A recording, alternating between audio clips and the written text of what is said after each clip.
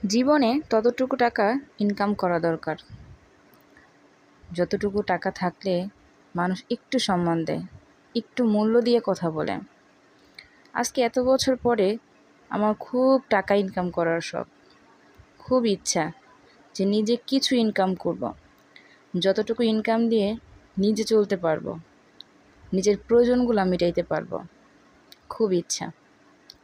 Hello everyone, আসসালামু আলাইকুম। কেমন আছেন সবাই? আশা করি সবাই ভালো আছেন, আর আপনাদের দোয়ায় আলহামদুলিল্লাহ আমিও অনেক ভালো আছি। সকালবেলা ঘুম থেকে উঠে বেশ অনেকটা কাজ করার পর অনেকটা মন খারাপ ছিল, ভালো লাগা ছিল, সব কিছু মিলেই তো মানুষের জীবন, মানুষের দিন যায়। তবে আজকের দিনটা শুধুই ভাবতেছিলাম, কেন আমি কিছু ইনকাম করতে পারি না, কেন পারি না। মানে একটু অন্তত আমার ইনকাম করার চেষ্টা করা দরকার ছিল অনেক আগে থেকেই।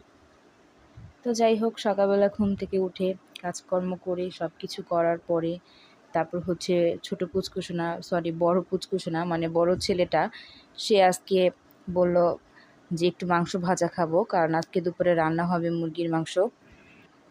আর যখনই মাংস রান্না করি বাড়িতে, মাংস রান্না করার আগে 2-3 পিস আমার বড় ছেলেটাকে তাকে ভাজা দিতে হয়, কারণ তার মাংস ভাজাটা খুব বেশি পছন্দ। মানে সে অনেক পছন্দ করে, সে মাংস বলতেই পছন্দ করে, তবে ভাজা মাংসটা একটু বেশিই পছন্দ করে। তো তাকে আগেই ধুয়ে তারপরে একটু হলুদ মরিচের গুঁড়া, তারপর একটু লবণ, সামান্য একটু আদা দিয়ে তারপর ওকে সুন্দর করে ভেজে দেয়, মানে অল্প আছে, মানে সেটা খাইতে খুব মজা লাগে। তো তাকে একটু ভাজে দিলাম, আর সাথে কিন্তু তোমরা দেখছো যে আমিও খাইছি।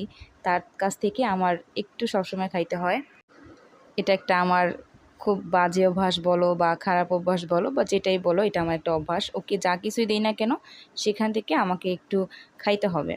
তো ওকে দেওয়ার পরে এখানে যে মুরগির মাংসটা রান্না করার জন্য এখানে মাংসটাকে একটু ভালো করে ধুয়ে টুয়ে নিছি, তারপরে একে একে মশলাপাতিগুলো দিয়ে দিতেছি।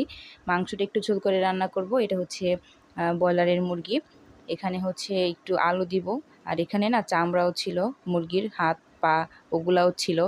এই মুরগির মাংসটা না একটু ঝোল করে আলু দিয়ে রান্না করলে সেটা তোমাদের ভাইয়াও পছন্দ করে, আবার আমরা সবাই খাই। তো তারপরে আর কোনো ভিডিও ক্লিপ নিতে পারি নাই। তো যাই হোক, এটা একেবারে সন্ধ্যার দিকে তোমাদের ভাইয়া সন্ধ্যার দিকে কিছু বাজার আনছিল, মানে শুকনা সদাই যে বাজারগুলা সেগুলা, মানে আলু, ডাল, চিনি, তেল, তারপরে হচ্ছে হলুদ মরিচের গুঁড়া, এই টাইপের সদাই এগুলো হচ্ছে এনে দিছিল, অল্প অল্প করে এনে দিছিল। এগুলাকে হচ্ছে এখন এই যে একটু রেডি করে রাখতেছি, মানে সব কিছুকে ডিব্বার মধ্যে ঢাইলা ঢাইলা রাখতেছি। আর এখানে হচ্ছে একটু কাজ করতেছিলাম।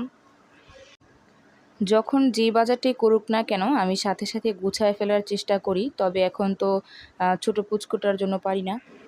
এখন দেখা যায় বাজার আইনা দিলেও আমি সাথে সাথে গুছাইতে পারি না, এখন আমার অনেকটা সময় লাগে। মানে আনার পর দেখা যাচ্ছে কি এগুলো এমনিই থাকে, যখন বাবুকে রাখতে পারি, কারোর কাছে দিতে পারি, তখনই হচ্ছে গুছায় রাখি। তো যখন এই বাজারটা আইনা দিছিল, তখন বাবু ছিল না আমার সামনে, মানে ও হচ্ছে ওকে যেন কে নিয়েছিল, মানে হয়তো বা আমার মা, তারপরে হচ্ছে ও দাদু, মানে যেই হোক, যেই একজন নিয়েছিল।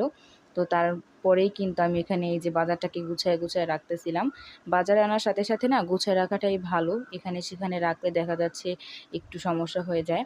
আর এদিকে সাথে সাথে গুছায় রাখলে জিনিসটা খুব কমপ্লিট হয়ে যায়, কাজ দেখতেও ভালো লাগে, মানে সব কিছু মেলায় ভালো লাগে আর কি।